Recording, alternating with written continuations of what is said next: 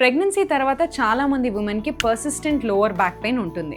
Physiotherapy, exercise try చేసినా, wait తగ్గినా కూడా బ్యాక్ పెయిన్ తగ్గలేదు అంటే మీరు దాని రీజన్ తెలుసుకోవాలని అర్థం. ప్రెగ్నెన్సీ టైంలో అబ్డామిన్ మసిల్స్ స్ట్రెచ్ అయ్యి కొన్ని కేసెస్లో సెపరేట్ అవుతాయి. దీన్నే డయాస్టెసిస్ రెక్టాయ్ అని అంటారు. ఈ సెపరేషన్ వల్ల కోర్ వీక్ అయిపోతుంది. మన కోర్ మసిల్స్ స్ట్రాంగ్గా ఉంటే బ్యాక్కి సపోర్ట్ ఉంటుంది.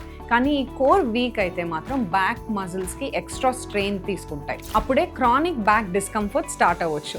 టమ్మీ టక్లో జస్ట్ లూజ్ స్కిన్ రిమూవ్ చేయడం కాదు, అబ్డామినల్ మజిల్స్ని మళ్ళీ టైటన్ చేస్తాం. కోర్ సపోర్ట్ ఇంప్రూవ్ అవుతుంది, ప్రాపర్ అలైన్మెంట్ రిస్టోర్ అవుతుంది. టమ్మీ టక్ చేశాక కొంతమంది పేషెంట్స్లో పోస్చర్ ఇంప్రూవ్ అవుతుంది అండ్ బ్యాక్ స్ట్రెయిన్ కూడా తగ్గుతుంది.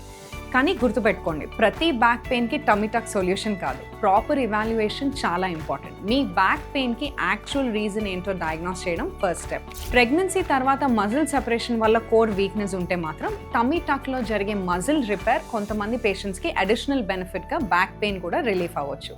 ఫ్లాట్ స్టమక్ మాత్రమే కాదు, స్ట్రాంగ్ కోర్ కూడా ఇంపార్టెంట్. మీ బాడీ సిగ్నల్స్ని ఇగ్నోర్ చేయకండి. డౌట్ ఉంటే ప్లాస్టిక్ సర్జన్ని కన్సల్ట్ చేయండి.